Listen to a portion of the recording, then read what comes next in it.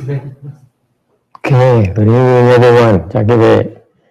When I was growing up in Vietnam a long, long time ago, my grandma was living with my grandma. She told me about ghost stories. Lúc mà thầy còn nhỏ ở bên Việt Nam ở Hà Nội á, thì tối bà kể chuyện ma. And Vietnam, the houses in Vietnam back then, there's no lighting outside. So when it comes at night, you have light inside, and the whole house is a blackness. And there's no indoor plumbing. Hồi đó là nhà Việt Nam á, là ở trong nhà thì có đèn neon, ở ngoài thì tối om mà không có đèn gì ở ngoài hết. Thành ra của tôi ghê lắm, mình trong mình sáng. So as a boy, I was about 4 or 5 or 6. As a boy, at night you had the urge to go. Buổi tối nên mình phải cần đi. So what do? Open the door. I'll open the back door, mở cửa phía sau. Because in Vietnam, back in the area, that area we live in is an area of flooding. Hồi đó ở bên Huế đó, thành vùng nó bị lụt. Every year we have annual flooding. Okay, so the house we had was built on a platform about 5 feet. Hồi xưa mấy cái nhà xe cấp đàng hoàng ta xây lên 5 feet trên cao lên khi mà 4 năm lụt. So every year I remember a big flood we had. So in our entire neighborhood is flooded, but our house was not. Hồi đó có một năm bị lụt, nên mọi người xung quanh cái hàng xóm có là lụt hết. Nhà của bà nội thầy thì không bị lụt. Người Quế đó, ngay sông Hương đó, we were right by Perfume River. Everyone had been to Perfume River? Beautiful river. Okay. Yeah. I only remember one year I had flooding. And so anyway, so they could build a platform in the back, so I would stick my head out and look around. Cái đông thu vậy, it's all black. And it's right next experience. Tối nào, it's the same experience. Why is it black outside? And then all these ghost stories came back. Bao nhiêu cái chuyện ma mà mấy bà nội kể rồi mấy ông bác kể rồi nó chạy như thế nào luôn. And thank you very much. And so what to do? And sao bây giờ? You have to go. And you can't go very far. Mình biết mình phải cần đi, mình không để đi xa được. So I would step on the edge of the platform and then did my duties. And I mới ra đó. And so for since ever a very young age, I was frightened of ghosts. And từ lúc nhỏ thì rất là sợ ma and demons. See, we Westerners don't have that problem we have. We in Asia, we have ghost stories. We hear about ghost stories since a very young age, and we conditioned to believe in ghosts and demons. Người Á Châu chúng ta là tin về ma, tin về quỷ. Okay, and so then I came here. Of course, no one believes in ghosts and demons. Tới đây không ai tin ma quỷ. And I forgot about it until I started meditating. Quên hết thì tới khi thiền. And what's his ghosts and demons when you meditate? Raise your hand, please. See or hear. See or hear, doesn't matter. The boy here is in the back. I'm the only one too, huh? Oh my God, you are such a... Yes. How do you know if it's sound of ghosts or my own mind? What does he say? It's something I don't know. I'm not so sure.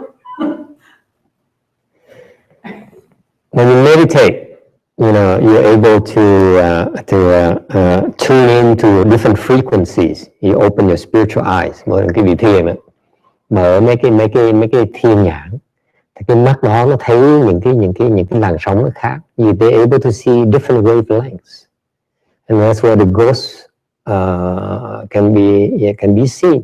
Mấy con ma quỷ chỉ là they're just beings like us, sharing the same space as you are, and you are right there, right next to you. Okay, and we just can't see them. That's all. Mình thấy họ không được, tại vì cái làn sóng họ khác. Just like X-rays or infrared wavelengths and so on. You know, it's just different wavelengths. That's all there is to it. Okay, and so the real meditation, if you practice properly, it really opens your eyes to a lot more going on around us than you think. Là cái vị thiền đúng á, phải mở cái mắt, cái nhãn quan cái gì ra, cho óc của nó nở rộng ra, vì cái thế giới nó rộng hơn cái vị tưởng. There's a lot more to the visible world you see it. Thấy cái thế giới mà quý vị hữu hình, quý vị nó chả gì hết, it's just half of it. The other half is invisible. Okay, thế giới kia nó vô hình. Okay, they share the same bed as you. Tới ngủ cùng giường cùng quý vị. Not funny, huh? Yeah, I don't think it's funny. I was cultivating my brother's house. I went to go in the seclusion in my brother's house. And, you know, doing Chanchi every day, mỗi ngày làm thiền thất. And, you know, every day is like a struggle, mỗi ngày cực dễ sợ. Trầy vì tóc lại, I mean, just like, you hate yourself. I mean, why am I doing this to myself? Người thắc mắc, tại sao mình làm này làm gì? There's better thing in life than this. And so my brother is a professor at Cal State Long Beach. Em của thầy là giáo sư đại học, full professor. And he doesn't cultivate. Không có tu. He enjoys himself. Không có tu, tà thôi. Okay. He goes to class, teaches math, vào trường dạy toán, and then speaks Dharma with students, dạy pháp cho tụi nghe. Nhớ không? A professor of math teaching his students about life, how to live life, and they loved it. Okay, and they graduated, get the master's degree, and get hired by these companies. Maybe because of the way they talk to the interviewers, we don't know. Okay, but they're hot stuff. Anyway, so he doesn't believe in being monks and doing stuff like that. Yeah, what for? I'm perfectly happy doing what I do. Ông lười chứ sao đâu, tà thôi, không có tu hành gì hết. So he's a lazy boy at the house. I'm the vigorous boy of the house. He's a lazy guy. So we have two worlds. Có hai cái thế giới. I have one room my own. Okay. He has his own master bedroom. Không có cái phòng riêng ông ấy.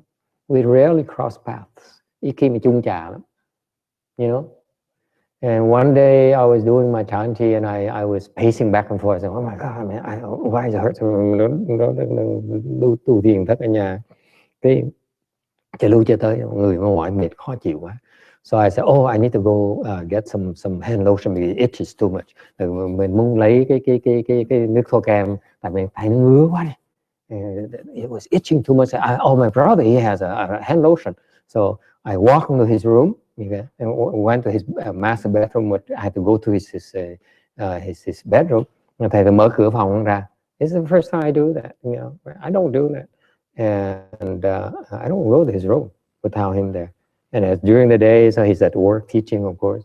I walk in there and open the door. When me to go to the bathroom to get the hand lotion, lo and behold, a few ghosts got up from his bed and said, "Oh." They're so embarrassed that I walked in on them was sleeping and resting.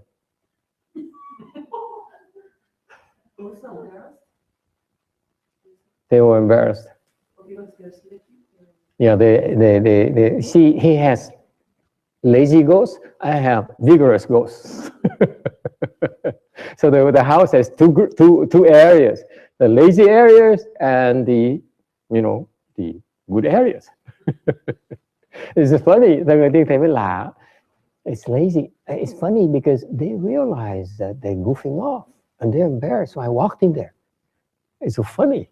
Nhưng lạ lắm. Tụi nó biết nó lười. Nó khoái, nó lười, thích nó lười. Nên it's sitting there sleeping. And so I walked in, opened the door, walked in, and they all got up. Yeah, đứng dậy. Very embarrassed. So anyway, so ghosts are everywhere. The ghosts here. I mean, They're everywhere. Okay. And so you heard the ghost, right? Yourself, right? At night or during meditation? Usually from 1 to 4 a.m., right? Okay, every day, right? Cô nói cô nghe con quỷ nó từ 1 giờ đến 4 giờ sáng. Okay. How does he look like? Have you seen him? You haven't seen him? Just heard him only, right? He's very ugly. He's nasty. His long tongue. It's just like, it's amazing, you know, he has this long tongue. Yeah, it's like on his all fours. Oh, excuse me. On YouTube. Live. It's Tuesday night from Rosemead.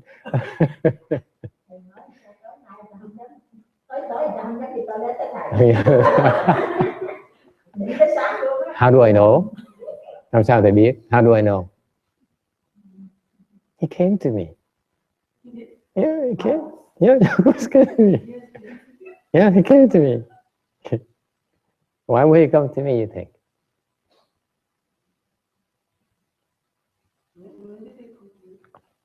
After you asked me.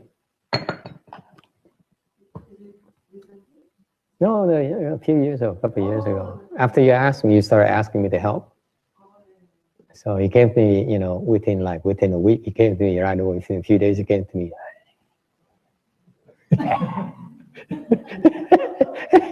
And what did he tell me? Eat, eat, eat. Yeah. He's ordering me to get up and go eat. Yeah. I said, who are you? Giật mình nói, ủa? Mày là ai vậy? He said, eat, eat, eat. Khoái vậy sao? Ăn đi, ăn đi, ăn đi. Cười sặc. And he's drooling. Girl. This is a nasty son of a bitch. Does he sleep with me in my bedroom? I don't know. I haven't looked in your bedroom yet. So what did he do? He did that. I say, so I almost got up to go eat. Her ghost is that it appears in her dreams and makes her get up and go eat. Đấy. Cô này cô bị con quỷ nó ám. Tối nó tới nó dằn vò cô xong biểu thức dậy đi ăn đi. Thành lúc trước cô mới vào chùa 2 giờ sáng rồi lúc 1 ra mở cái tủ lạnh ăn. People reported to me, Master, 2 a.m. Is someone opening the fridge and oh, don't worry about it. And so he told me to go eat in a very, very, very low class way. So I slapped him. I said, you low life, get out of here. How would you do that to a girl? I connected him immediately with you. I said, you have no class. You don't do that to girls. Have you no shame?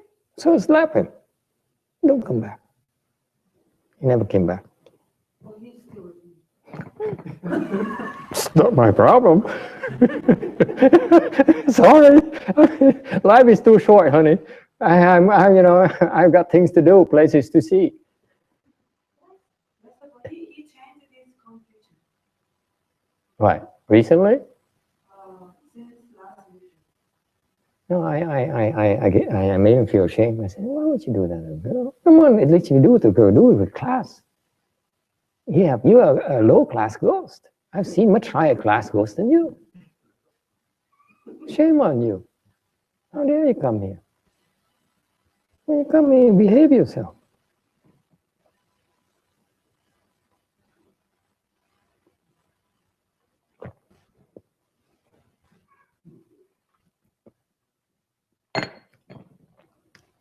tắt tay tỉnh bơ. I slapped him in the face. Pap, pap. And I scolded him. You believe ghosts now? Vậy sao tin có ma có quỷ chưa?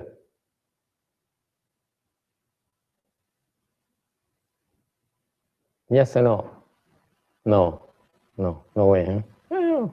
Keep on saying that. They'll come to you.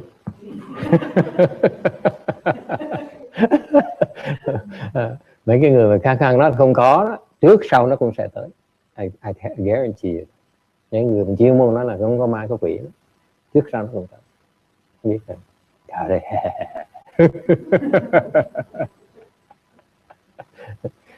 Ask this woman. Cái bà già này hả? Có tin có ma không? Ma có quỷ không?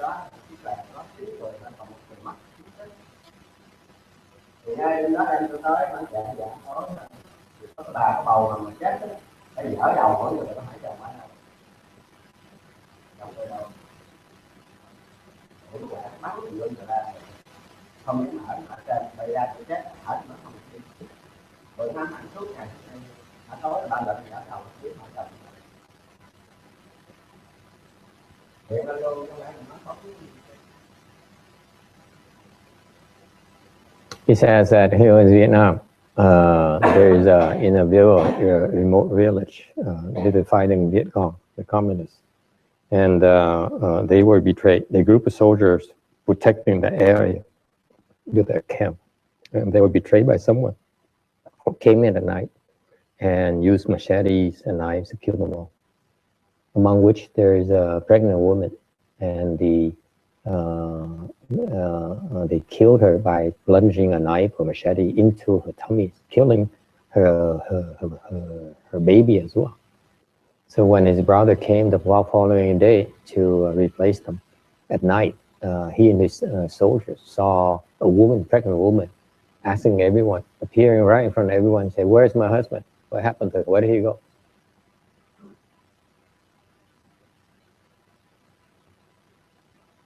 Okay. Sao mà cô? Hai sư con có tin có ma có quỷ không?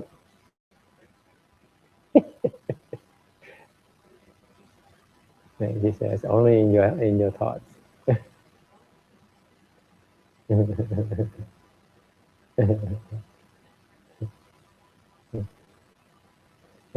Thiền tiếp đi, mình đã thấy I continue meditating. Someday you see them too. Because in our world we have to deal with it. Cái thế của mình đó, là phải đụng độ thì nó trước sau phải gặp. Sooner or later you encounter them. They will come and let you know the present. Trước sau nó tới nó báo mình biết là mình đang xâm lăng cái đó, cảnh vực của nó. They will come let you know that you invaded their territory. Those you don't believe ghosts. I know you don't believe ghosts. Thế biết quý vị đa số quý vị không tin có ma quỷ đâu. And maybe you're right. But you may want to double check with the cemeteries. Okay. Những người không tin đó. Okay. I urge you to go to cemeteries at night. Tối, not during the day. The day they behave themselves. At night, that's when they come out in full force and party. Ban ngày nó còn hiền lành. Ban đêm nó ra tung tăng đi chơi với nhau.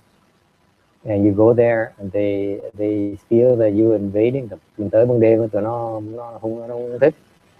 You know, you're invading the space, the private space. That's why they will let you know that not to come back and leave very quickly. Thường mấy mấy mấy mấy mấy ma quỷ quý vị tới ban đêm mà tới mấy cái nghĩa địa như vậy nó không thích đâu, nó làm gì cho quý vị biết để mà sợ mà chạy. Sao đây?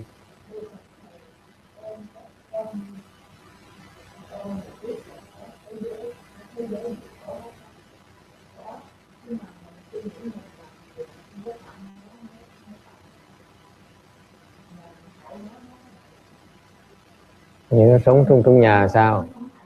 Nó sống cùng nhà thì sao? Nó sống cùng nhà thì sao? Nó sống cùng xóm cùng nhà thì sao?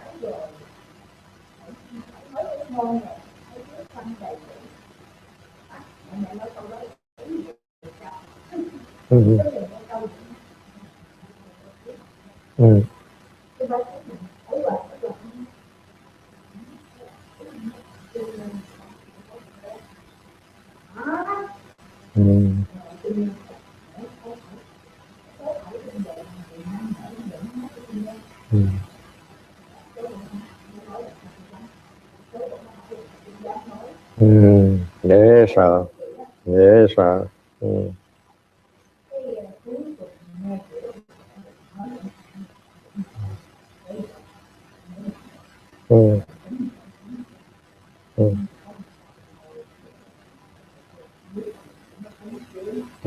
Cũng chỉ phải đúng. Mà có tùng chú không? Có tùng chú không? Vậy là tụng không, cũng không có hiệu quả đó nghe, không có hiệu quả gì hết. Nó còn giận thêm nữa. Nhẫn con phải nhắc cái chuyện chánh pháp Như Lai, nhẫn cái chọc người ta hoài kiếm chuyện hoài.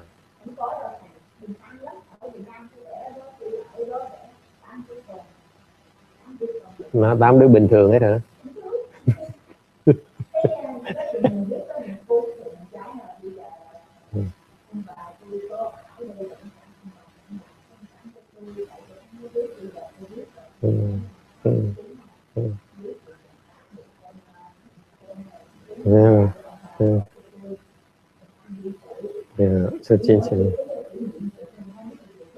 So Chi Chang's house in Vietnam is built on two tombs, two graves.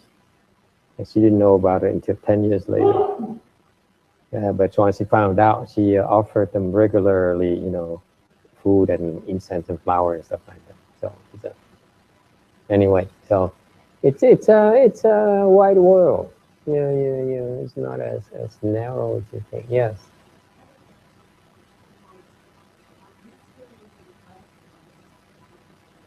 Yeah. Right. Yeah. Yeah. He had a hard life. It's good. It's amazing you didn't kill yourself. Don't we all?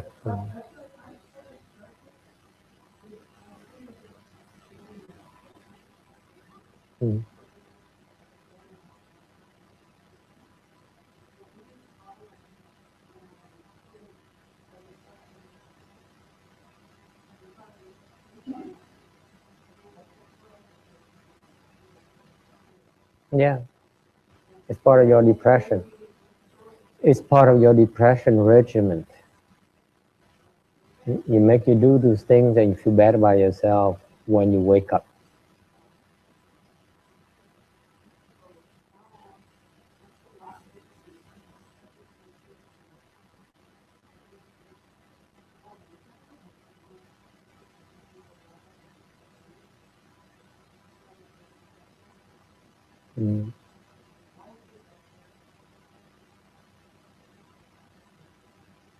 I don't have to ask him.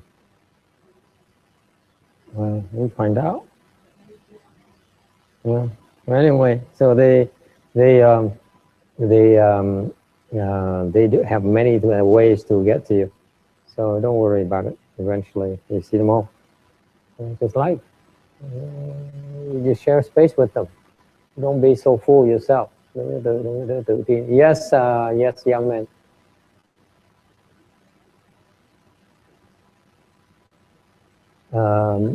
Yes, like it, but much worse. Harry Potter is kind of like a nice ghosts and demons. Oh yeah, the real ones. The real ones. The Harry Potter ghosts and demons. I haven't seen them yet, but I imagine they're very nice and look nice and colorful. Okay, and they're sometimes scary. But the real ones, the real ghosts and demons, are much worse. Okay, the ghosts are working for demons. Quỷ nó làm việc cho ma. Yeah. She has a lot more.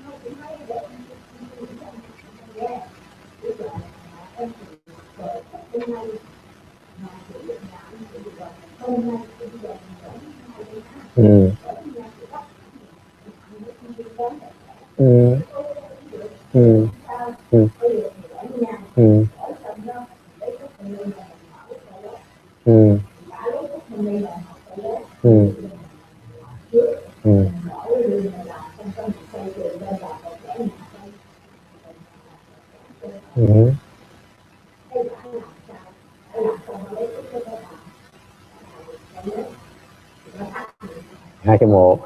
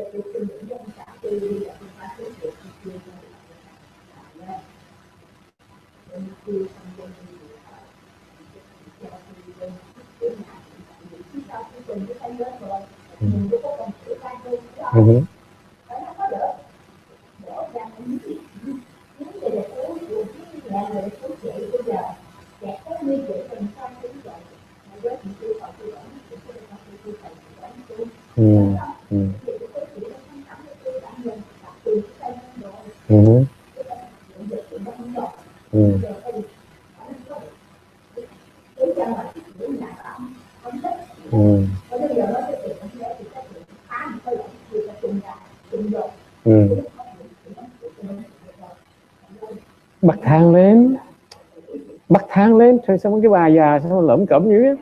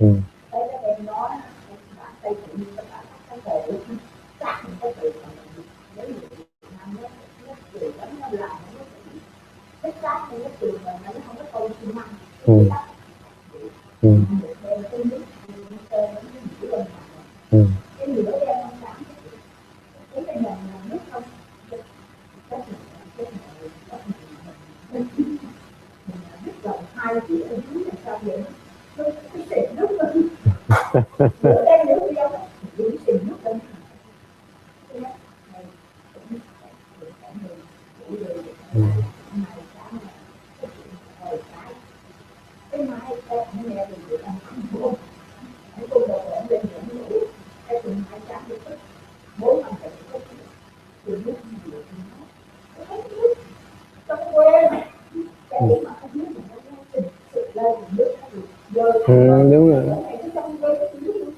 Mình thấy gì thì nó ra của bên này để đi kiếm cái chuyện để ăn cái lô lên được nó phía sau cái đoạn gì ăn rồi nó tắt cái được từ nước cắt mình có từ cơ mà nó còn không chịu ăn nên được thêm nó vô trường mình vậy đó cho nên là để em đưa đi lại cái cách nó biết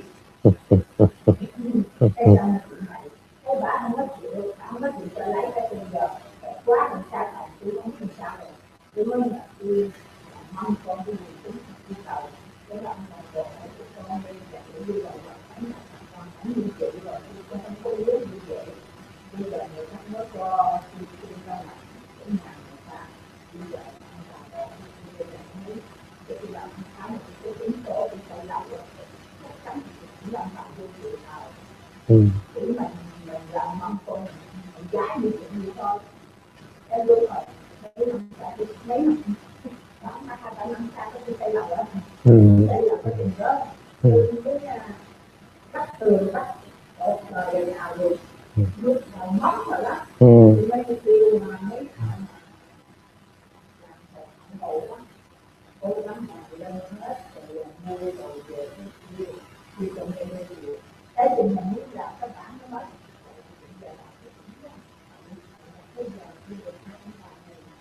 tôi làm khá lắm tôi bán cũng tắm tôi bắt lớn vậy bán cũng tắm là không làm được cũng tắm cuốn thành ra cắt hết bây giờ mình cũng đi vào cũng tắm chắc biết mọi cái nhau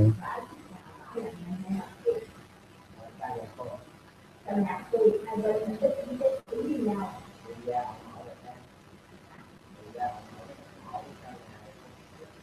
đây cái tôi nói là kêu là như thì trong cái đó trong cái này là một con sự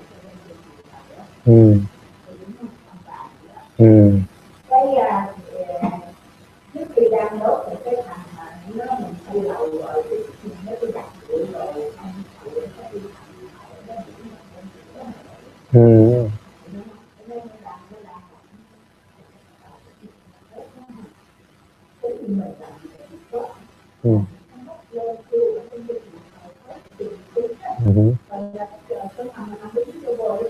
đi mỗi nó cầu nó ăn chưa lắm trong nhà bên đây mà bên đây đang trên đầu nó để chứ trong khi nó làm người khác nó để ăn cái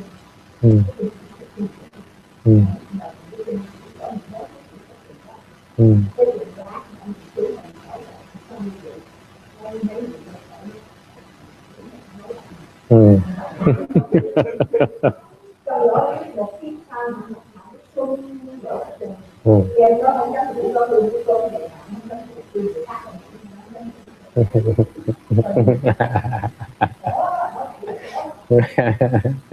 thì cái đừng mình kể cái mấy người mà không tin á mấy người không tin á mình có gửi tới nghĩa địa đem mà tin ngay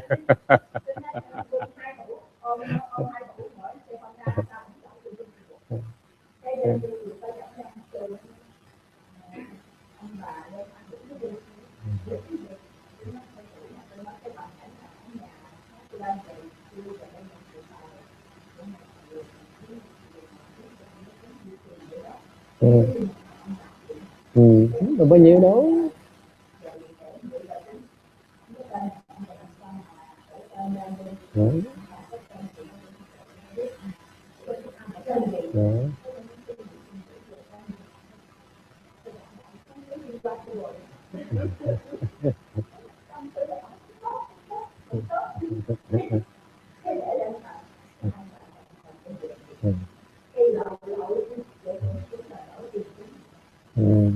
yên diện yên nhà ăn cửa. Well, she says a long story. So basically, with the two tombs, Master Hsuan said something interesting you might want to learn. It is a point of feng shui. It in front of the house, you have the street. Tiền gia hả? Gia là gì? Yeah. So you have a tomb behind your house. It's a very good feng shui. Okay, so you may want to start looking for that.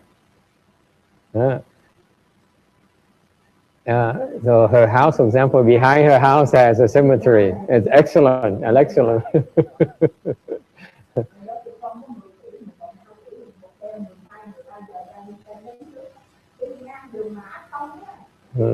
Yeah. And what happened is that if the way she got along with them is to be respectful and not challenging. She says, you know, I know you're spiritual beings. I don't mean to be respectful and everything. So let me offer you some, you know, once a year or maybe a few times a year, offer some incense, some food. So let's live together in peace. And with that kind of attitude, even though they didn't do it properly, the ghosts and the other beings can accept the offering and make peace with them. So that's why you have to be careful. Those of you like the monks who don't believe in those things, in the monks in our world, the many monks I know in Taiwan who have no place to stay, so they go to cemetery to stay at night. Nhưng bên Đài Loan có nhiều cái nghĩa địa lắm mà nó mở trống như vậy đó. Thành buổi đêm mấy có rất nhiều người sư, ta không có chỗ ở, ta vào ta ở. And because according to Buddhist tradition, we send our monks for training as part of our training. Thì trong cái Phật giáo có một cái cách huấn luyện người xuất gia bằng cách là cho vào nghĩa địa ban đêm mà ở. So these monks came, the young monks who come and stay at the cemeteries. I met a couple of them. They gặp một hai người. They're all like not normal.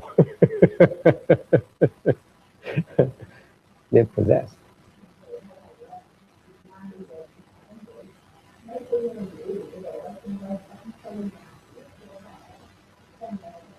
Yeah.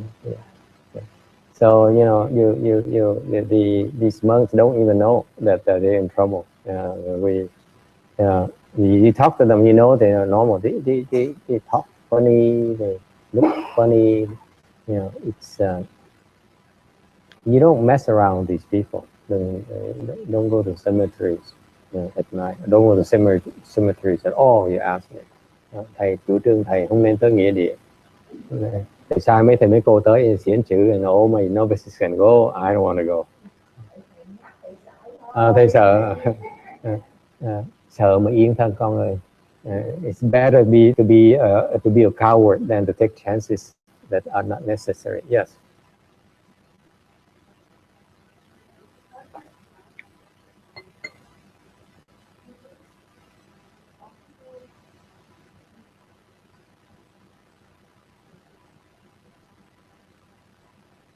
Not everyone gets to see them because there's a condition why you're able to open your spiritual eye to see them.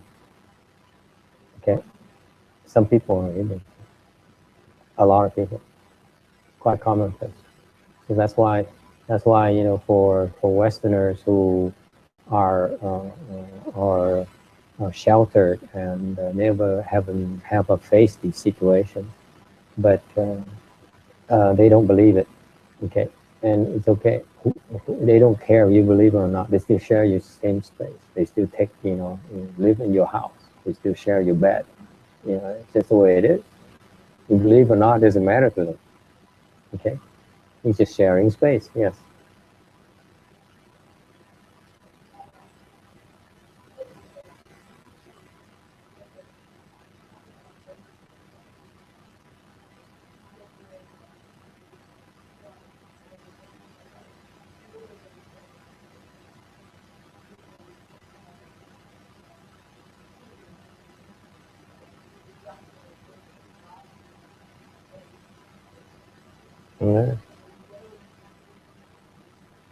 Yeah, that's her attitude, by the way. That's how she didn't get in trouble.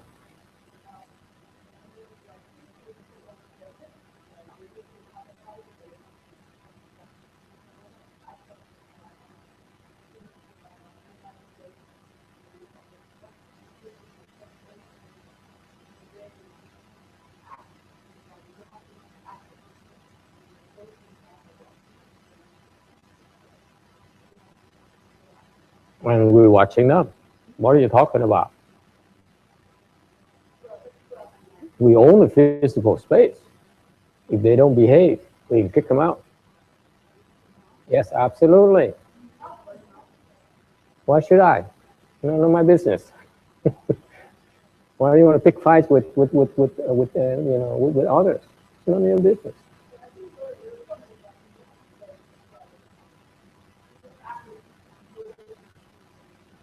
Yeah, of course, they can see us. We can't see them. That's their advantage. But the point here is that we're sharing space, and you have, yeah, just the way, that's the way it is. They kick some out, some others move in. That's why we don't bother kicking them out. just like cats. Just like cats. Okay, you kick one out, another one moves in. There's nothing you can do. That's my experience at the temple. Cái gì mà đuổi quỷ nó đi thì con quỷ khác nó vào thôi, giống như đuổi mèo vậy đó. Mèo đuổi mèo vuốt, mà đuổi con mèo khác nó chạy vào, không bao giờ nó ngừng. It never ending. Okay, it's just the way it is. Okay. Yes. When they ask for help, why would they ask for help from you?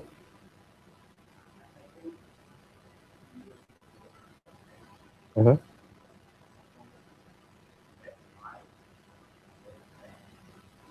Mm-hmm.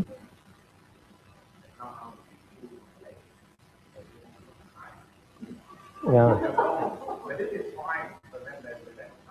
Are you sure it wasn't your wife?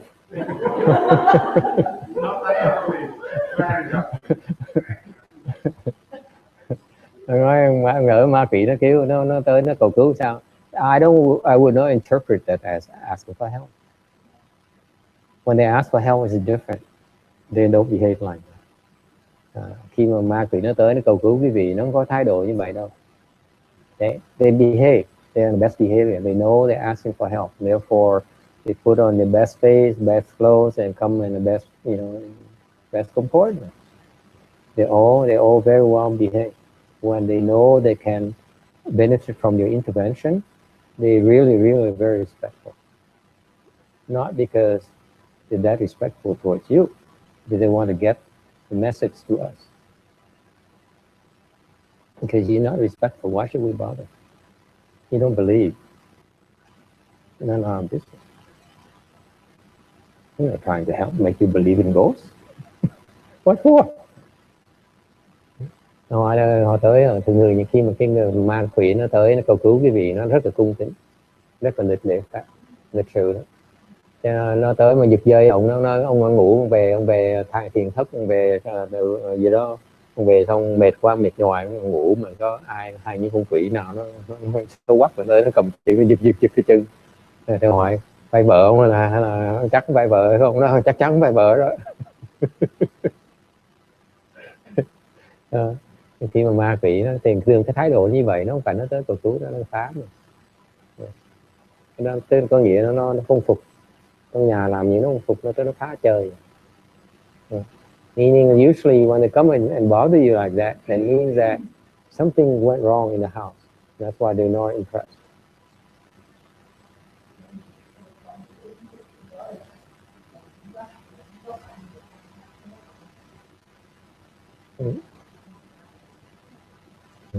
Con may mắn nó chưa phạm con tin rồi. Yes.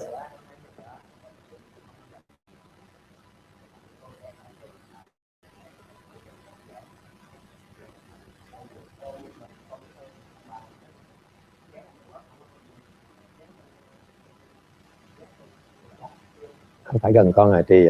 Khi Ngài nói như vậy không phải là gần, yên diện không phải là ở gần, cái này là họ ở bên, đâu có sự lựa chọn đó. Gần có nghĩa đừng có mời cho nó về nhà, ý nghĩa ổng là như vậy đó. Đừng có tới những cái địa xong nó này, tao không tin tụi bay đâu, tụi bay là đồ ma quỷ, tao không tin.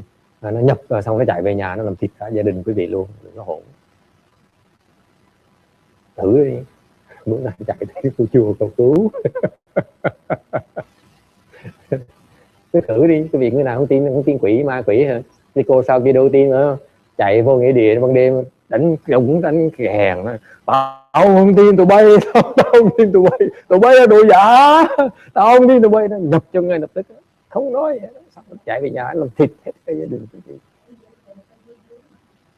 Không tưởng, đừng có lộn xộn tưởng. đừng có chọc cái nó. Thành cái đó không thân không gần tụi nó, cái nghĩa là vậy. Đừng đi tiếp xúc tụi nó, đừng có tới tụi nó. Còn nó ở trong nhà mình đâu có làm gì được đâu. So he said, Master Shehua says, don't draw near these people. I said it's not what he meant. What he meant, Master Shehua meant by that is that don't invite the ghosts back to your house. Don't give them a reason for them to come near you, because the ghosts, they live in your house anyway already. So don't bring in new ones. And I challenge those of you who don't believe in ghosts and demons. You go at night to cemeteries, and you bring along with your boom box, and then you turn on your music and you walk around. Hey, dude, I don't believe in you. You are not for real. You know, show me your face, your ugly face. And I assure you, they will possess you and come right back to your house and then give you help.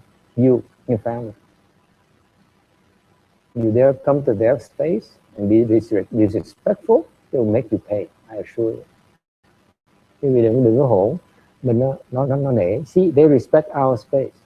Who are you to come to their cemetery where they are and be respectful? They will teach you a lesson. You remember for life, many lives. Oh yeah. Hỗn với nó kỳ chứ, đừng có tưởng. Nhưng nó phải thế giới mình nó hỗn lộn xộn mình kỳ đó, mình đâu có ngán tụi nó đâu. It's the same, they come to our world and they don't behave. We do the same thing. Have you no respect? Do you know what kind of place this is? Yes.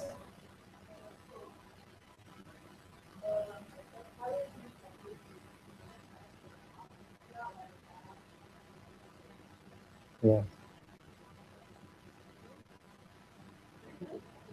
You say, come, let's have a party. Let's go to the Playboy Mansion and have a party. Someone told me, we look at a video of the Playboy Mansion during Halloween.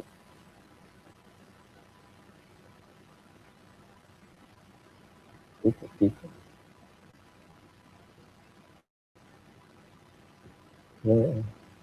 Nói cái Halloween mà mấy người mặc đồ áo ma quỷ đi chơi đó, nó chơi vờn vào cái đó.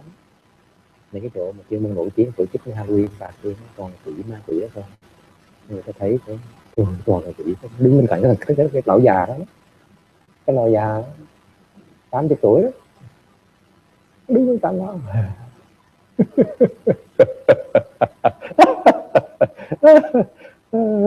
Nó chọc thì nó don't fool around these people. Yes. But how they have? Oh, I don't know.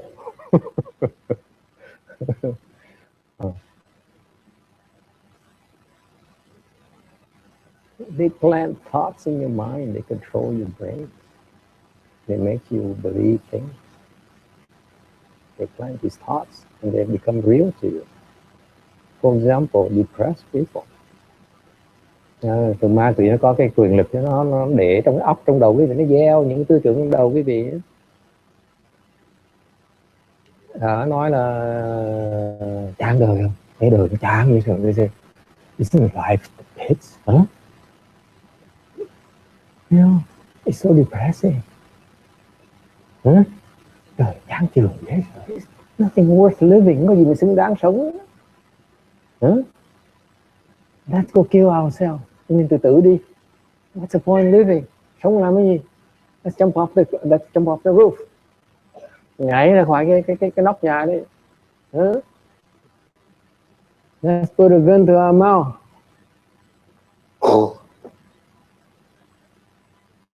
Now everyone is interested. No more chance. Yes. Thì cô này sao?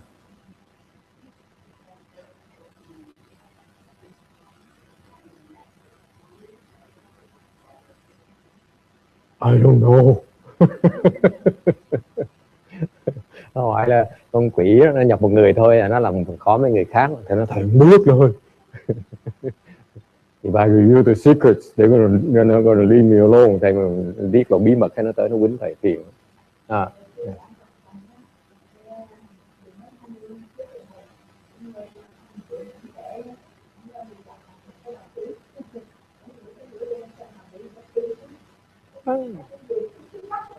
Cái bà Văn Thành lúc trước đó là cái nhà thương điên, mấy tụ quỷ đó, tụ quỷ đó. Cái sao cái tụ quỷ đó mấy thầy kể, thầy như thầy kể thế đó, mấy tụ quỷ đó là quỷ điên, chứ mà quỷ tầm thường nữa. So the CCTV where I came from, it's used to be an asylum. Long time ago, it's still an asylum. So my master bought it over because they ran out of water. So a lot of monks. So we have a lot of buildings that we don't even use. Có nhiều chỗ lắm. So these new monks, they want to move in, they want to have some privacy. Mấy cái ông mà chưa môn mấy thầy sư mới tới mà muốn được tự do đó, dọn vào cái phòng xa thiệt xa. No one says anything at night, and they get visitors. Buổi tối nó tới vờn mấy ổng ấy. Tối hôm sau sợ lập tức dọn về lại ngay lập tức. So the next night they move right back into with us.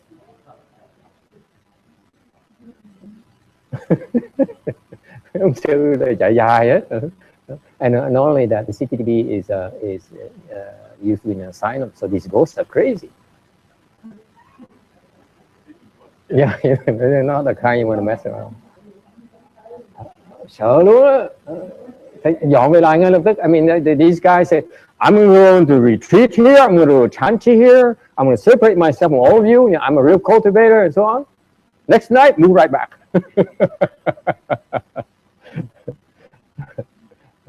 So you don't want to believe, but after you hear these stories and hear these people's faces, oh, okay.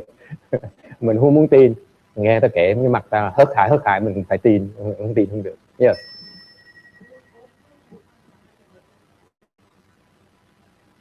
I don't know.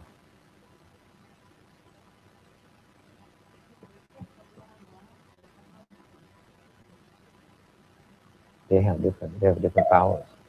The longer they live, the more powerful they become. And that's why, the minor ghosts they're troublemakers. But the bigger ghosts, the ghost kings, are a lot of trouble. You mess with them, they kill you. They will kill you literally. They can kill you. You don't mess with these people. Cái tụi quỷ nhỏ đó, nó yếu, vì cái tụi nó sống rất là lâu. Thành ra nó sống càng lâu chừng nào nó có thần thông, nó càng mạnh chừng đấy. Thành nó càng sống càng lâu, nó càng giàu, nó trở thành quỷ vương này nọ. Cái thứ nó dữ lắm, đụng nó quýnh mình chết đó. Like Tibetans, I heard stories of Tibetan monks going around, they drive around and people invite them to their houses. Thì nghe mấy cái thầy sư Tây Tạng chuyên môn lái xe mà rủ với nhau 5-6 người, 6-7 người, 6-7 of them driving a van around going the country, the US, and then the faithful invite them back to the house. Mấy cái người mà biết đó, giới thiệu tới nhà for a meal offering, and then they offer money and they offer food, and then the monks would then be something, and then they leave. Cái mấy thầy Tây Tạng chuyên môn làm như vậy. Thành ra họ cái Tây Tạng ngày còn mạnh như vậy, tại họ rất nhiều người biết. So they go everywhere. In the US, they have tons of bands everywhere. Okay, and that's why Tibetan is getting a lot of visibility wherever they go. And I heard a story of I met some of these.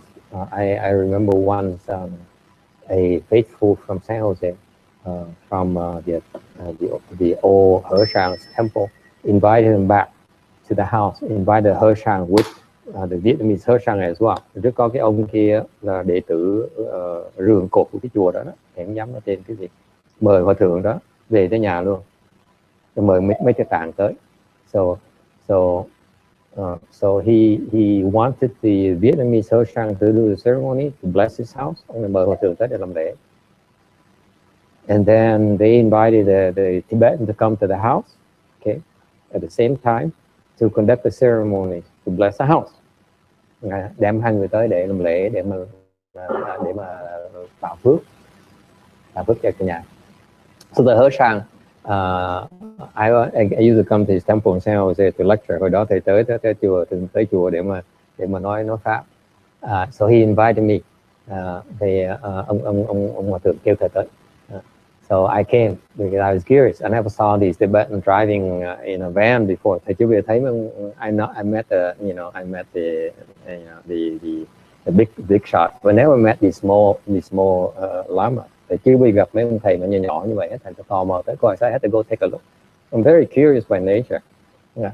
And I want to see what kind of people they would send out to go like that. What kind of level they are, what kind of skills they have, that they would dare go around and wade into other people's territory. Thì tò mò, tại trước thầy biết mấy ông hòa thượng thì họ không ngán rồi, họ có võ, họ không ngán. Rồi mấy cái ông thầy lắc nhắc á, 10 năm 20 năm đó, thầy không biết cái trình độ người ta ra sao để họ có thể dám gửi một người đi để mà đụng chạm người ta.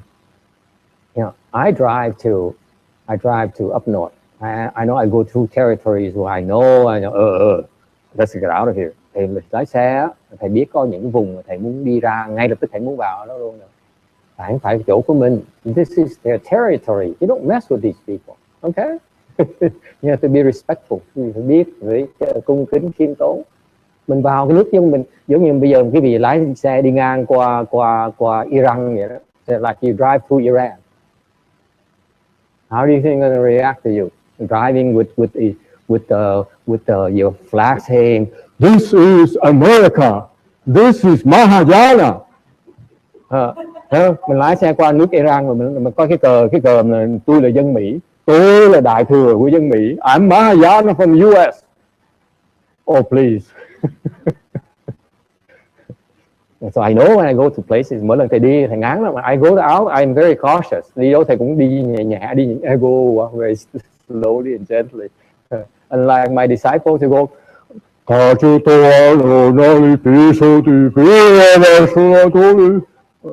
not me. I go, that's the difference between the master and the disciple. You hear? The master is a lot more experienced, a lot more humble. Nó quýnh cho nó sưng mặt. I mean, if they hit you, you know, it hurts. So anyway, so so I was curious about these people. How would they dare send 5, 6 of them go around and invade people's territories? Okay. And you go to Vietnamese temple and ask for money, gửi tới để mà làm quyên tiền ở chùa Việt Nam. You go to Sri Lanka temple and ask for money from them to build the hospital in India. Or you go to Myanmar faithful and then do ceremonies and ask for money to build to feed their own monks back in India. And I said I was curious, so I had to go take a look. Thì tò mò phải tới coi cái hạng người này dám cho như vậy. Okay. So then I realized the level is not that high. Thì mới thấy trình độ họ không cao, they're not very high at all. Okay. And yet they go around these houses and they say, đi thị oai người ta, gặp mấy thứ dữ nó quýnh tới chết á. So they're lucky that that because if they're not careful, if you're going to offend these powerful local ghosts, you get into big trouble. And I heard of one group, I don't know whether it's true or not, they got into trouble. So the lamas came in force to fight the ghosts, and they killed one of the lamas. They all ran. You don't mess with people.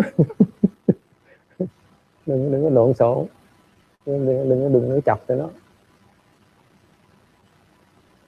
Như thầy hỏi con, nhà con nuôi quỷ của thần ở trong, rồi mời thầy tới rồi đuổi nuôi quỷ thần, rồi tôi đâu có dạy dữ vậy. Suốt ngày cho nó ăn uống đầy đủ, sung sướng, đẻ con đầy hết, đầy đàn hết, biết bao nhiêu đời, biết bao nhiêu kiếp, rồi biểu mình tới đuổi. Trời đất ơi, vừa phải thôi, nhưng mà đâu có dạy dữ vậy. Mời mấy Tây Tạng tới đi, đừng không tới đâu.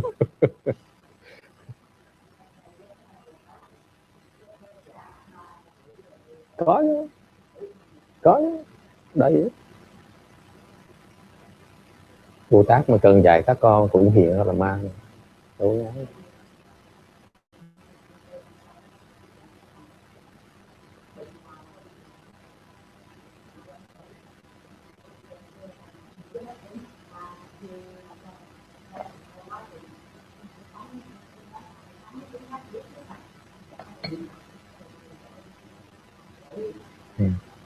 quỷ tới phải làm như vậy không? Kim cang ứng,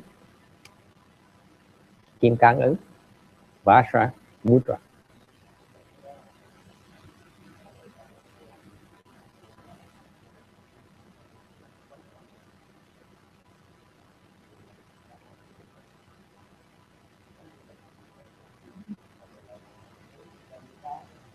Usually they are where you see tombs of people who have died. Thường ma quỷ biết nó nhiều ở chỗ nào mà có mồ mả này, nó nhiều lắm. They're very attached to the place where they die or they bury. Nó rất là chấp trước vào những cái chỗ họ chết hoặc chỗ nó bị chôn. Because it's their house, it's their territory, chỗ của họ. Okay? Or there are people who kill themselves like a Golden Gate Bridge, chẳng như mấy người nhảy cầu đó. So the ghost that bridge has plenty of ghosts. Cái cầu đó toàn là ma quỷ không. Or in Vietnam, you drive along the freeway up the mountain on North Road, you have all these small things where people have an accident, they die. That's where they are. Đầy hết. Cái đường xa lộ Việt Nam mình toàn là ma quỷ hết. Mấy người chết xe, tai nạn xe cộ nó đầy hết. Okay? Common place. Yes?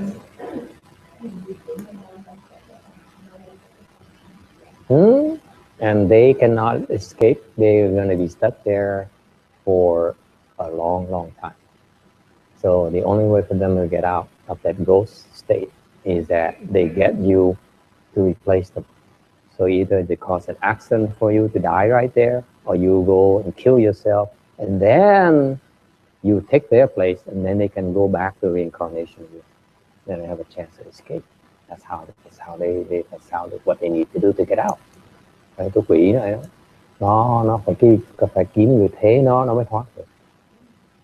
Thành ra thường nó kiếm cái chỗ nó kiếm cái nó tạo tai nạn với cái gì, hoặc là cái gì tới mấy chỗ cầu này đó thì có người for example you get on top of the Golden Gate Bridge, you say you want to kill yourself, so, oh this is too cold, or this is too scary, and you certainly hear this voice, Master Shimon says.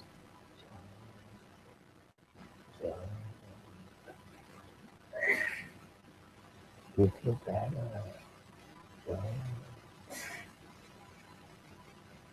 Right? Is that what they reported? Your station report to you?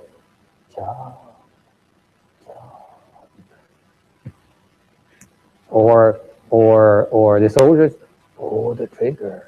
Hold the trigger.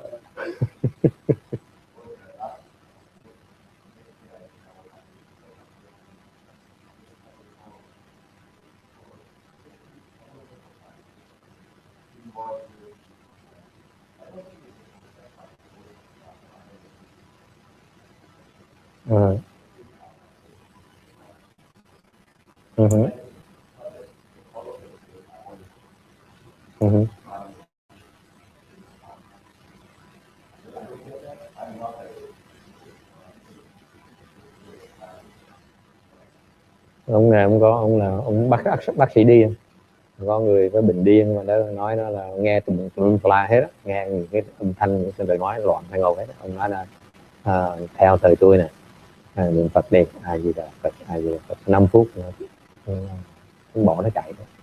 When you recite Amitabha Buddha's name, they run away. That's why. Mỗi lần cái vị niệm Phật á, nó bỏ nó chạy.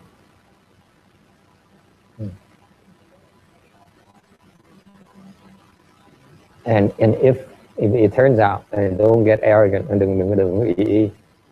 If that happens to be that ghost has higher samadhi power than you,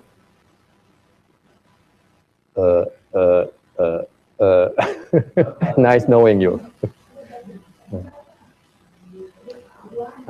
Đừng có tưởng bở, đừng có hỗn. Từ ngày nào đó ông làm như vậy bệnh nhân ngày đó, cái người mà con quỷ mà nó ám cái ông bệnh nhân này mà định cao hơn ông này á. Okay? Ông niệm Phật á, nó quýnh cho chết á. It becomes your problem. Yeah. Be careful. Don't ever become arrogant. Yeah, ask yourself before you recite Buddha's name. She paid me enough. Serious. Don't be silly, because you're gonna be bound to run into problems. Okay? Be careful. Don't offend people. It's okay to sit there and say, oh, it's okay, everything's gonna be all right, you know, lie down, whatever, but don't offend them. unless special. You don't need 100,000 of them. You just need 1 or 2. It works. That's all. That's my attitude. Huh?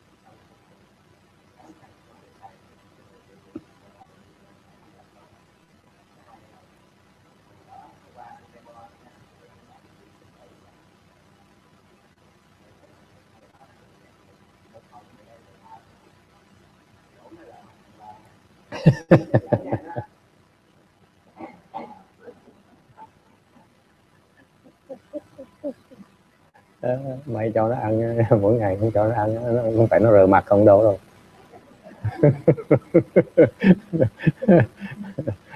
Đừng có chọc cái tụi nó kiếm chuyện.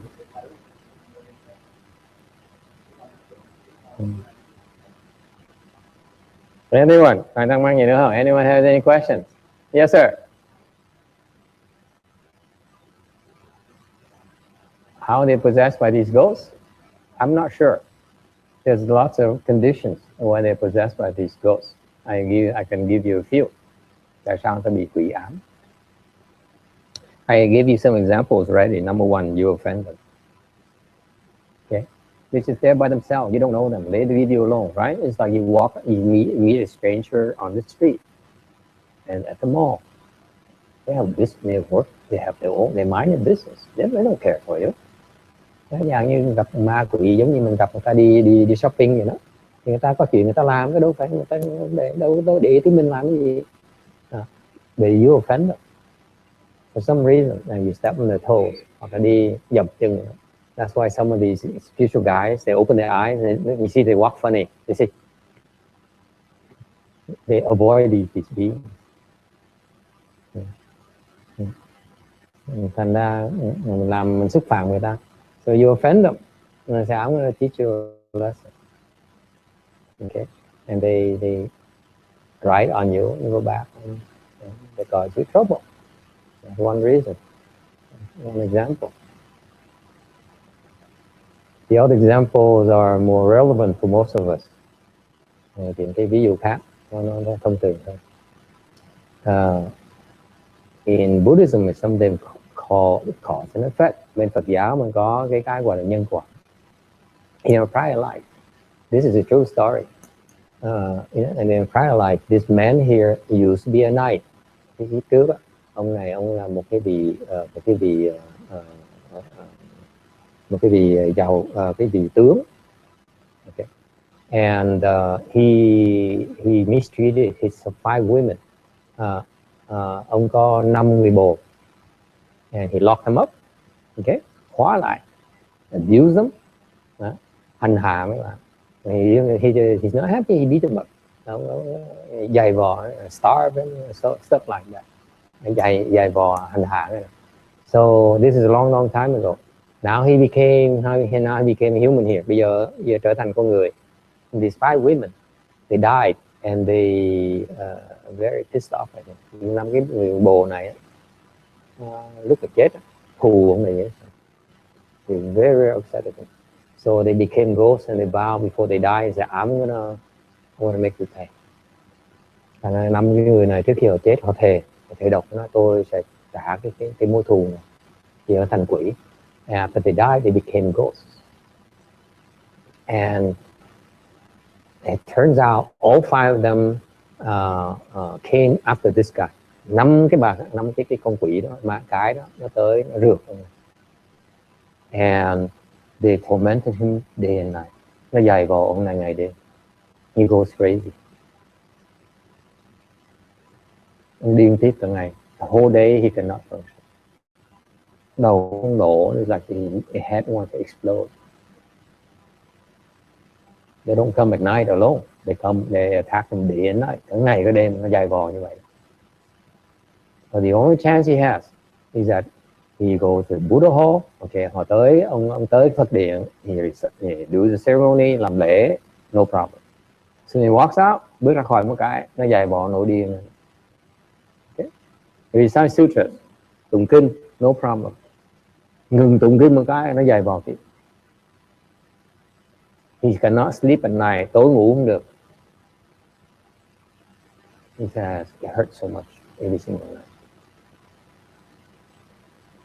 Okay.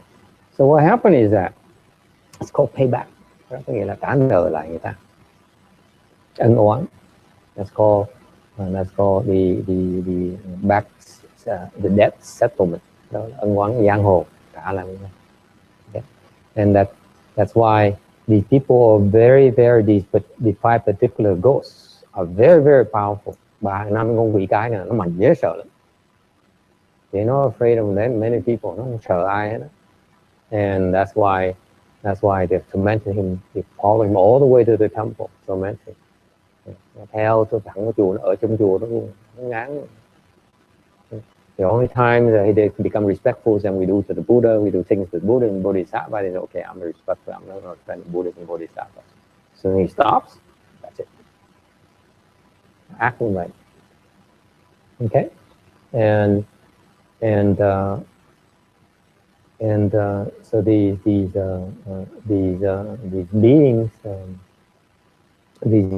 eventually were helped out. Sau này 5 người đã được cứu. Okay.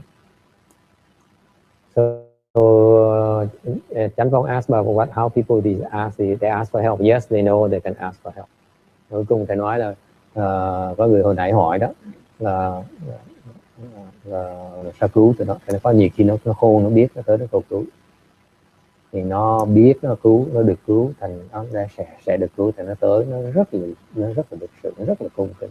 They know, they've been taught, they've been told to come and ask for help. That's why they're very, very respectful. Okay.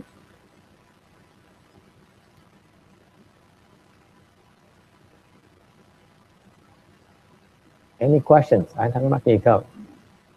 So that's 2 conditions. You know, you have these beings that they are vengeful towards you. They happen to be ghosts. The ghosts live for millions of years. Con quỷ nó sống cả triệu năm, mấy triệu năm. When you do chant for a million years, I assure you have a lot of spiritual penetration. Quý vị thiền phải cả triệu năm, chắc chắn quý vị có đầy đủ thần thông hết.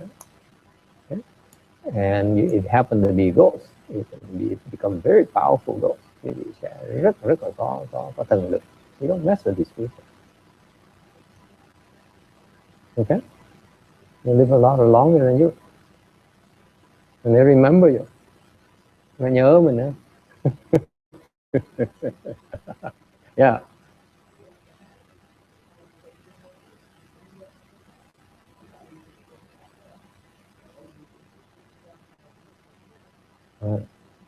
Yeah. Mm-hmm. Mm-hmm.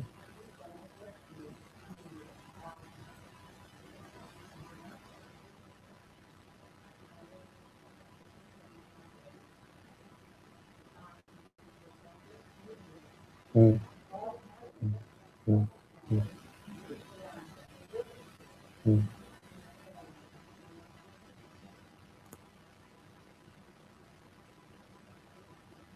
Mm. Nó ở đó nó làm thịt mình. Thì nó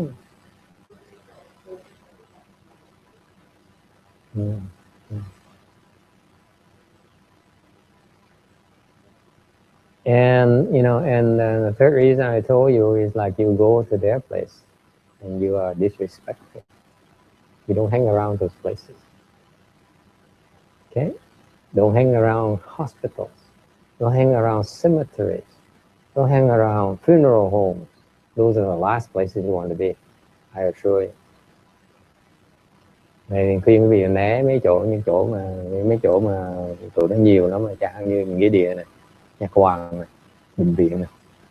Okay, even like medical offices.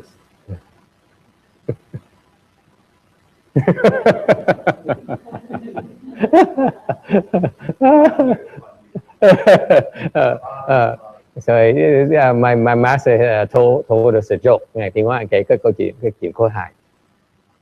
You know, King Yama is the ruler of the networld. He decides when after you die, which body you're gonna have next.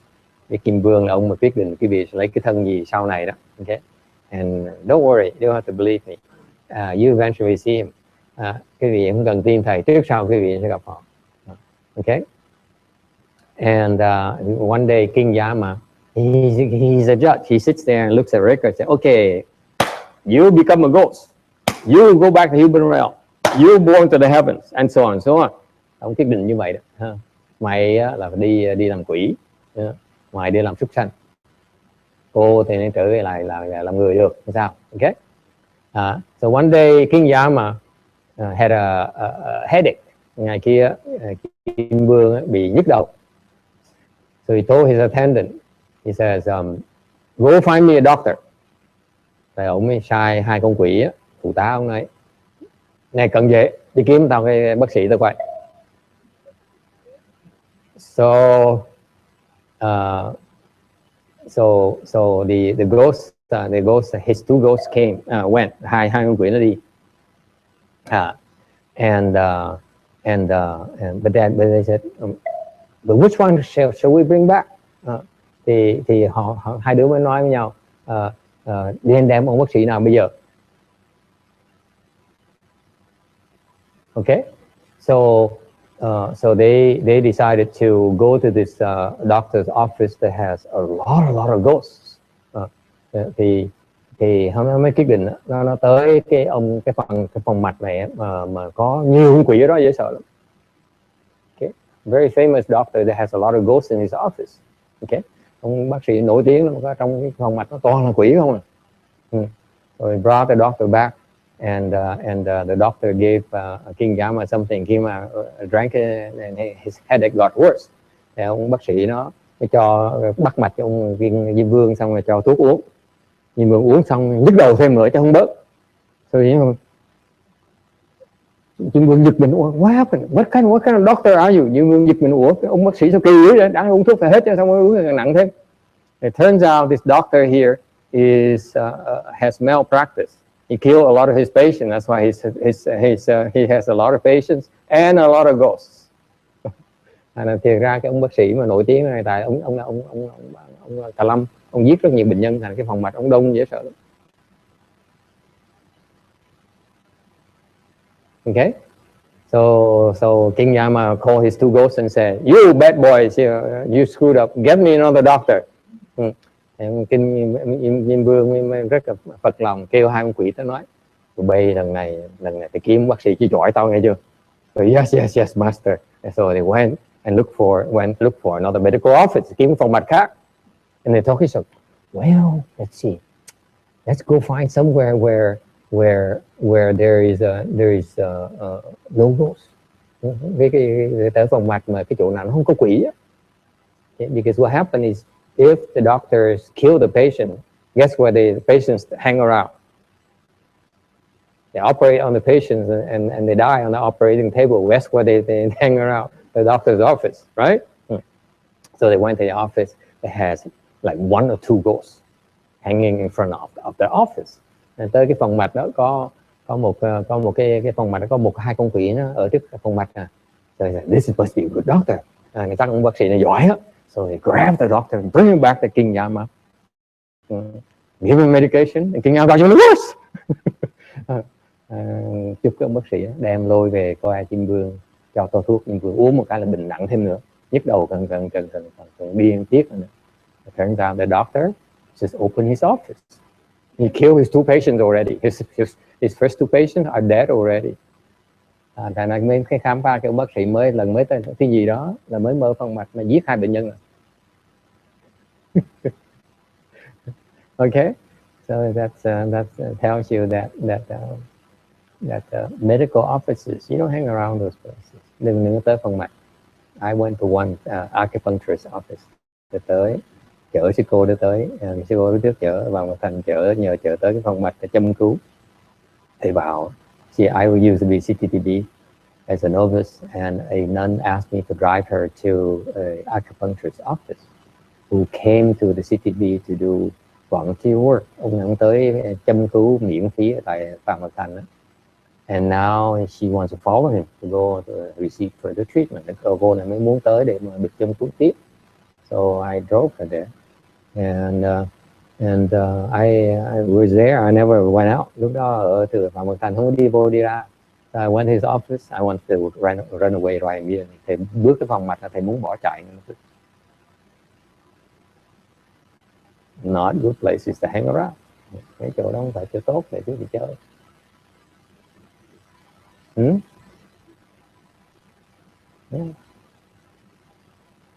Nasty places. Quỷ không ạ? Okay.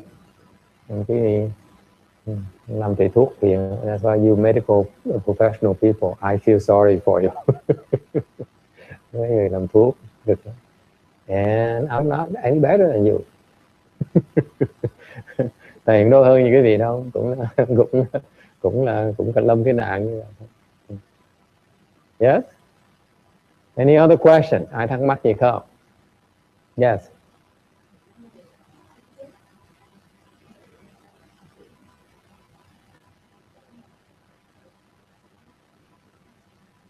Cũng có nữa. Nó không có nặng bằng cái bác sĩ nữa. Tại dược sĩ là chỉ dùng thuốc bác sĩ, nó giận mình thiệt cái điều không đến giữ. Mình chỉ là tay sai, rồi ông bác sĩ là cái người mà làm tiền, cái người mà đụng độ tới nó, cản trở chuyện tới nó làm. So pharmacists, are they in trouble? Yes, indirectly, but not as serious as the doctors.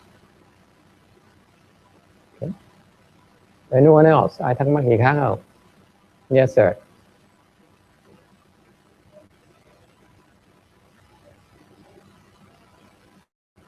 Oh, farmers? Oh, yeah, they're a lot worse. Yeah. They raise cattle, especially farmers on the Freeway 5. And you drive by, you smell all this. Those people are not in good shape. They kill a lot of cattle. And so they have to deal with a lot of cattle ghosts. Lifetime after lifetime after lifetime.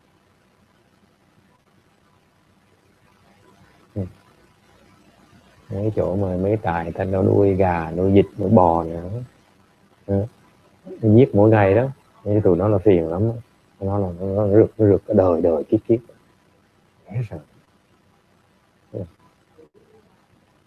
What's the difference in ghosts and demons?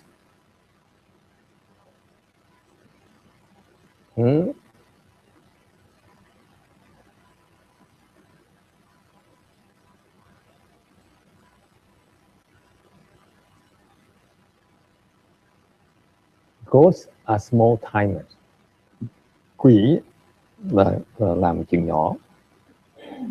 They're under the command of the demons. Cái con quỷ á, nó phải nghe lời của mấy con ma. Ma nó lớn lắm. The demons are much more dangerous. Con ma nó nguy hiểm hơn nhiều.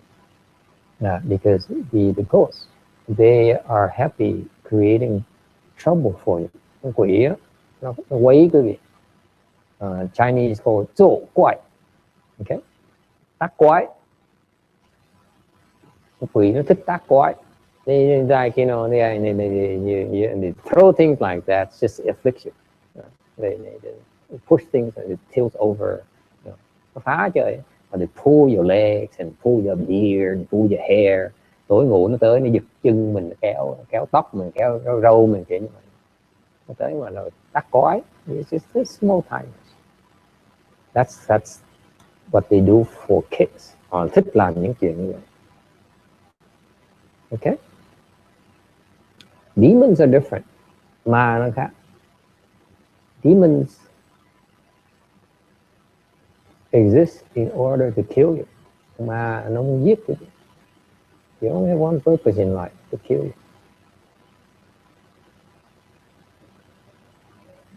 So what happened is that, and give an example to relate to you, the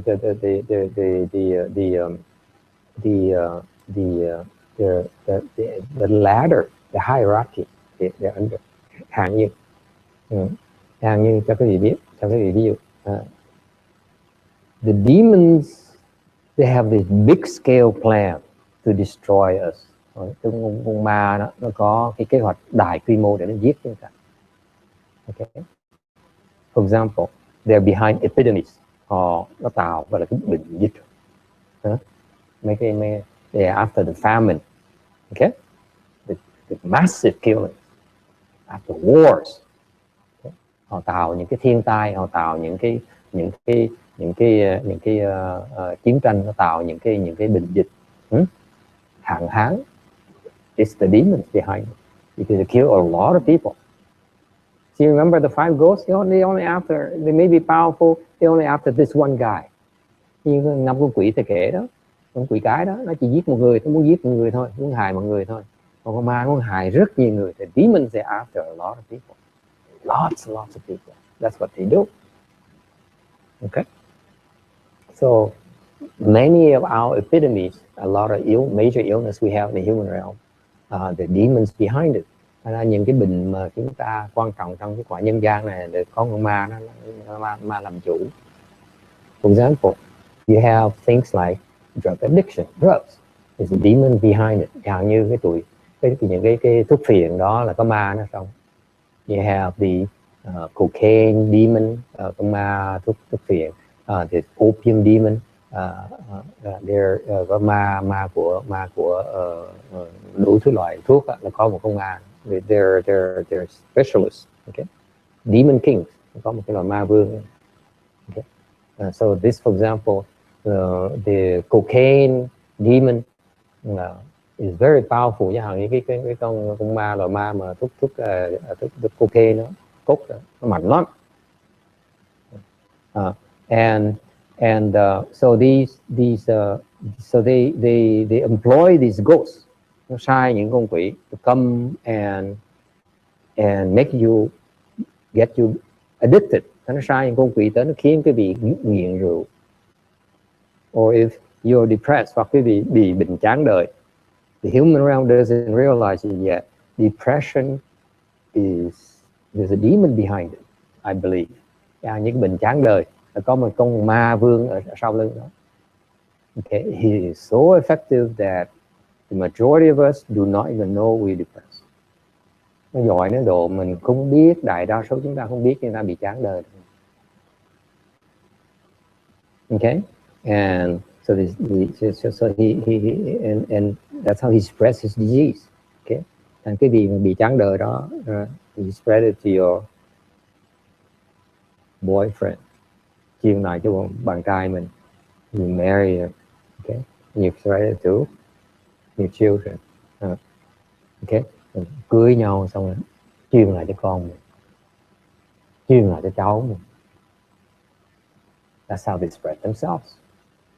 Dễ sợ lắm. I mean, people don't realize, the world doesn't realize yet, there's the very high percentage of people who are depressed, heavily depressed even. And they have no way to deal with these demons. Cái bệnh chán đời nguy hiểm dễ sợ. It's very, very dangerous because it's highly contagious. Usually, it's not uncommon for the mother to pass it on to her child. Rất thông thường người mẹ truyền lại cho con mình. Why is that?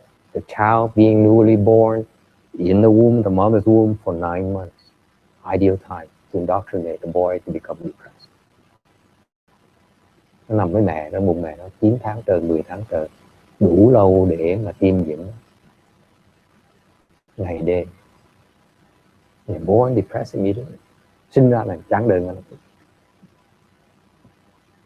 Okay. And so these are very, very dangerous things that you have to be humble and realize your limitations. We all have limitations. Phải biết these very dangerous enemies, những cái kẻ thù nó nguy hiểm dễ sợ. Because if you fight them, nếu bị đánh vào nó. Okay. See, in our Buddhist world, you feel justified. You come to my house, you invade my Buddha hall.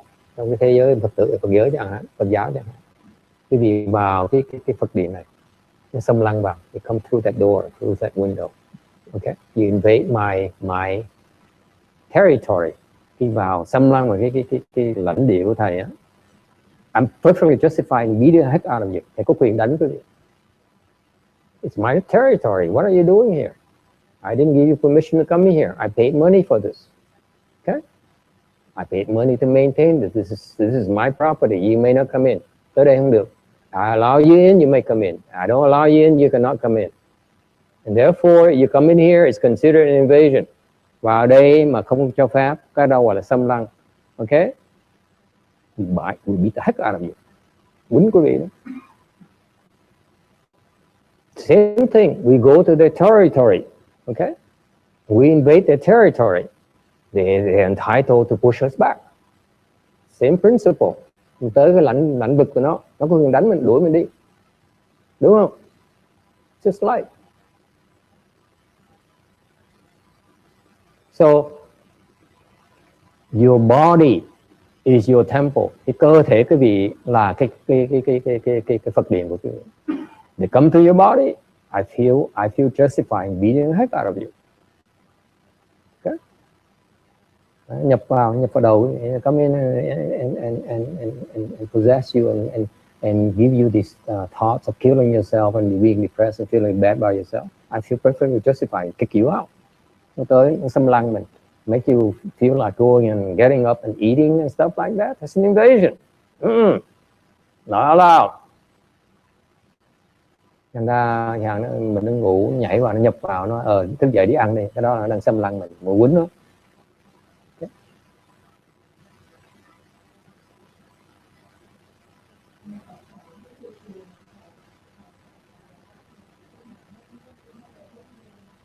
Vô hay không vô? He said, we are surrounded by bodhisattvas and Buddhas and so on. They wouldn't dare come in. I said, of course they would come. Phật Bồ Tát công bằng lắm.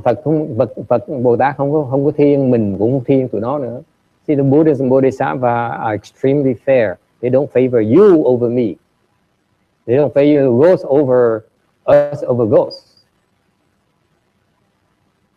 Nợ phải trả. If you owe them, you have to pay them back. Make sense? The Buddha does not say, you see, he's like these 5 women. They came to the temple and they attacked that man, okay? Because they are paying off the debts. Những cái 3 năm con quỷ cái mà nó hành hạ cái ông đó là tại trả nợ nhau. Who are we to come in and say no, you can't do that? Mình có quyền tới mà nói là chặn nó lại, nó không được làm. There's no wisdom in there. Thì khôn ngoan, chuyện người ta đừng có lộn xộn. Yes?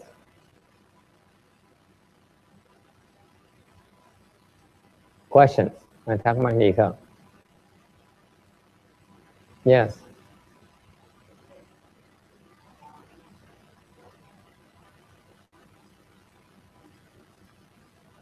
It's a payback, yes. It's payback because you inflicted pain on them. Let's say you kill chicken. The pain that the chicken dies, experienced before it dies, that's a pain you have to pay back in the future. And that's remember when there's a pain and it hurts right here, and maybe there's a chicken say, remember me. Cái việc giết con gà, mổ con vịt thì nó chết, nó đau đớn, nó bị đau đớn, nó chết.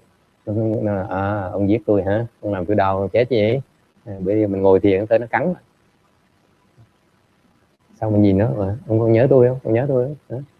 Trước đó ông mổ cổ tôi nữa mà, ông mổ cổ tôi còn máu nó chảy từ tiếp canh nữa mà, nhớ không, nhớ tôi không?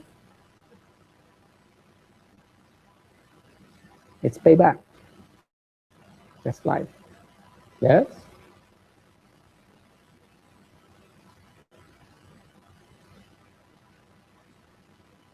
Question, ai thắc mắc gì khác nha.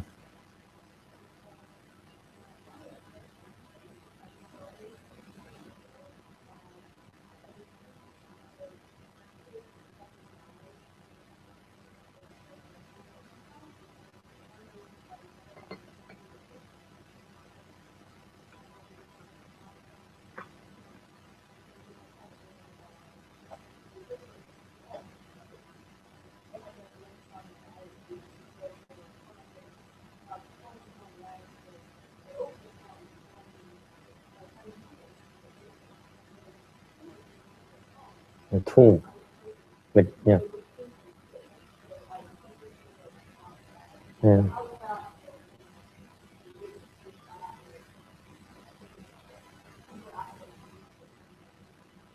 I don't know. It's none of my business. It's just they're attached to their house. The tomb is their house. And when you usually the way you do it, you ask for permission. Just like you live in your house, and people want to move you, at least get your consent, right? Otherwise, you sue them. Same thing. They make you pay. That's usually what happens.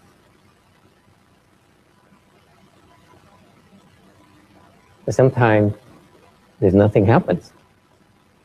Is because it's part of that settlement. In a prior life, she moved the tombs already. I mean, they moved her tomb already. Now she's moving the two tombs back.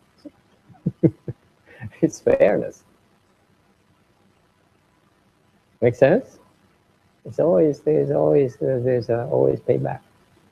You can deny all you want, but that's just life. That's why in Buddhism we try to avoid creating these offenses. The more you do chant, the more you understand, the more you become more humble and avoid creating offense. Càng tu thiền càng ngày càng tiến bộ, càng biết khiêm tốn hơn, càng biết khiêm nhường, đừng xúc phạm người ta, đừng có tạo nghiệp. Trước sau mình phải trả. And we owe them to pay. Let me finish tonight by telling you this. You cannot fight these beings. Đánh họ không được. Because if you fight them, yes, we're stronger than they are. Đương nhiên là mạnh hơn tụi nó rồi. Okay? They're helpless against us. Họ đánh mình không nổi đâu.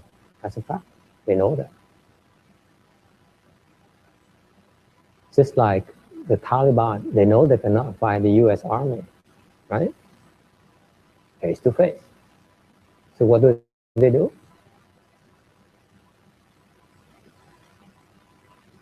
They send the people here to kill your children.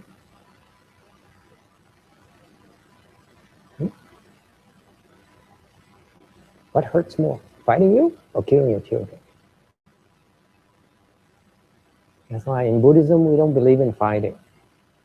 Thầy nói bây giờ mặc dù mình mạnh hơn cái nó, vũ khí mình hạ tụi nó cách dễ dàng, nhưng mình không bao giờ Phật giáo, mình không bao giờ đánh lộn với tụi nó, không bao giờ đánh lộn. Tại sao vậy? Đánh lộn nó thù mình đó. Nó biết nó đánh mình không được, nó đánh vợ mình, đánh con mình, đánh cháu mình, đánh chắc mình. Đâu ở về tụi nó hết nổi đâu. You cannot protect them all. Your relatives.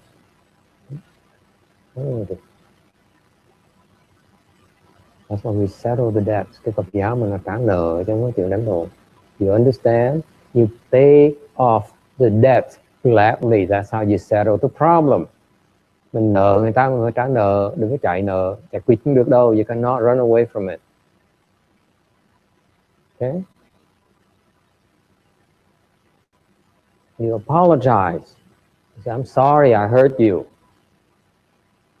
Allow me to pay you back.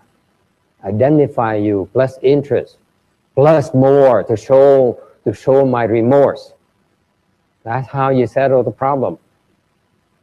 Mình giải quyết bằng cách là mình xin lỗi, mình trả lời cho người ta, trả tiền lời cho người ta, còn trả thêm hơn nữa, trả cao hơn nữa, để sao? Để tỏ cái lòng thành tâm của mình. You pay more to show your sincerity. You say, thành cái Phật giáo mình mới có đủ những cái phương tiện để mà giải quyết vấn đề. That's why Mahayana have so many tools to deal with these things.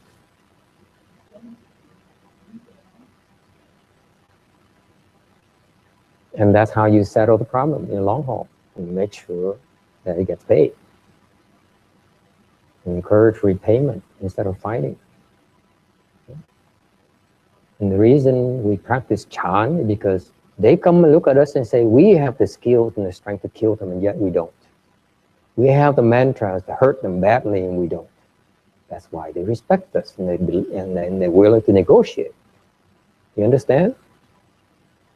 Mình tu để mình có cái sức, mình có cái vũ khí. Khi mình tới mình can thiệp thì họ biết mình có sức, mà mình không có lý thuyết đàn người, họ mới nể, họ mới phục, mình đem cái lợi cho mọi bên luôn. You bring along benefits both sides. Okay?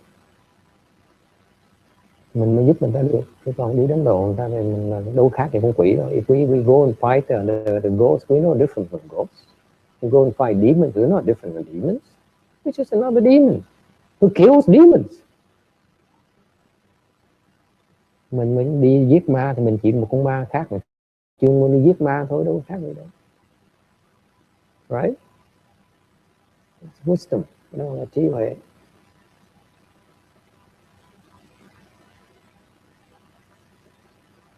All right. Any final questions? Ai thắc mắc gì không? Yeah.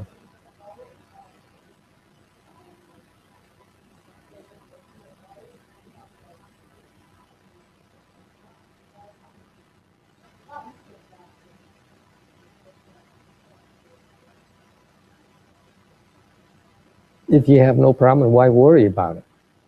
If it has no problem, don't try to fix when there's none. You know, if you offend these people, they'll make you know. They make it known right away. Give you headaches. You know, things move in the house. They give you signs of their unhappiness. They're very, very vocal.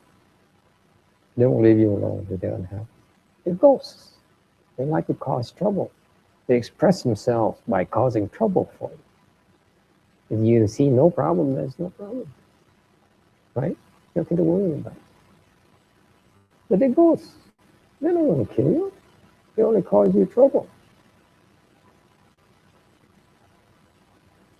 Get your attention, and then you fix it. Don't worry, đừng có sợ. I mean, đừng có sợ gì hết. Yeah, life is dangerous. Get used to it. Yeah. If you have problems, you call that Bhikshuni right there. Cuối cùng cái vị cặp ma quỷ, vấn đề ma quỷ, kêu sư cô đó kìa, mấy cô ngồi kìa. Look at her face. She's fearless. Cái bà này không sợ trời trăng gì hết. She has her own Mercedes. Có sẵn vô phay rồi đó. Okay. She would, you know, so, how dare you? That's what she did. Yeah. It seems like she said that one of her children or son-in-law got into trouble, so she go back home and she said, "How dare you attack my son-in-law? Get out of here!" And they back off.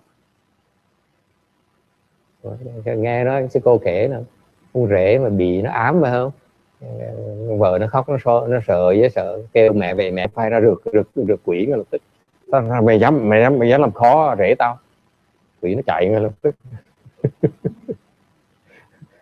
Look, it's an 80-year-old woman who's crazy. What are you going to do? There's no glory in beating her up. Một cái bà già mà 80 tuổi mới điên như vậy, em đánh đâu có lợi gì đâu, mà mang tiếng nữa, tôi bỏ chạy cho nó yên thân như rồi. hên dễ sợ chứ mấy cái thứ mà cái còn trẻ nó quýnh cho nó thịt chết rồi. She's lucky she's old. Cho còn trẻ nó quýnh cho chết rồi. Sợ mang tiếng. Tụi quỷ nó cũng có, cũng đàng hoàng, sợ mang tiếng con hiếp bà già. Sau này mang tiếng lắm á. Nhớ thầy tác hai con quỷ thầy tác mặt cái nó behave. You remember the ghost bother her? I slap her. Have some class, man. Make a claim, but do it with class.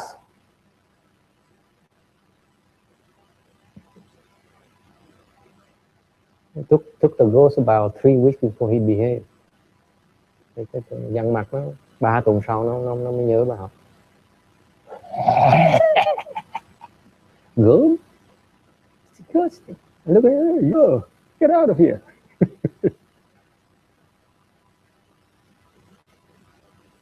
Yes. Mà bây giờ đừng có liều mạng ấy chứ. Bây giờ mình mặc áo này không được liều mạng nữa. Mang tiếng thầy á. No, I'm telling the woman, I know you're old, I know you fearless, but now you wear left from people's clothes, you give me a bad reputation. Nó học trò ông Bình Hóa khùng lắm. He says, now it's just not you, but now you, my disciples, said, my disciples are that crazy.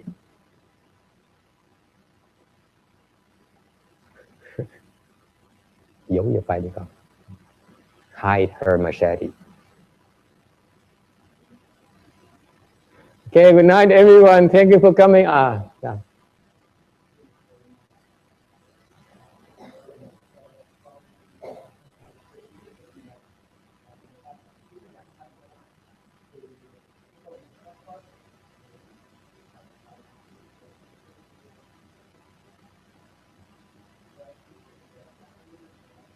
Được phước nhớ. Được phước đấy. Cái người giết là hay người đồng tụng chú.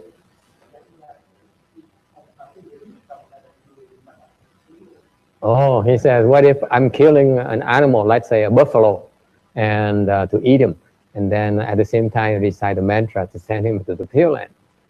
So it's a good thing. I said, yes, it's a good thing. Có nghĩa là nếu như mà bác mà tụng thần chú mà nó vãng sanh được á, không có vấn đề gì hết. If you kill the buffalo and he goes to the Pure Land because of your recitation, there's no problem whatsoever. He will thank you. Nó cảm ơn bác này. Okay. But if he doesn't go to the Pure Land, mà nếu như tụng thần chú mới không đi được á, okay, then you have a small problem. Bắt đầu nó có vấn đề hơi nhỏ.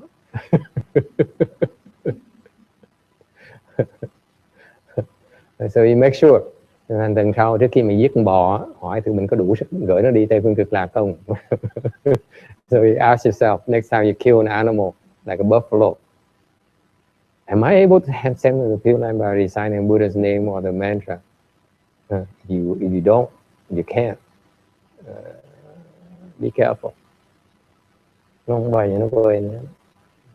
They're very vengeful. Nó phù dai vậy sao? Yes, sir. Question? Okay. You think you can recite the mantra and recite the Buddha's name, he goes to Pure Land just like that?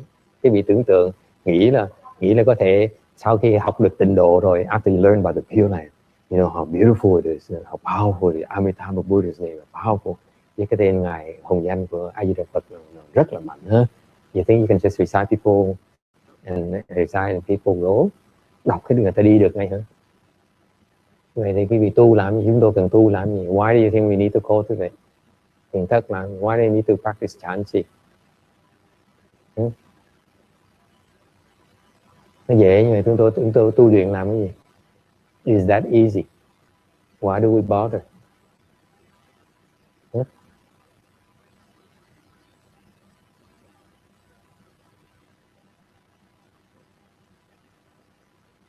Khó lắm. It's not that easy.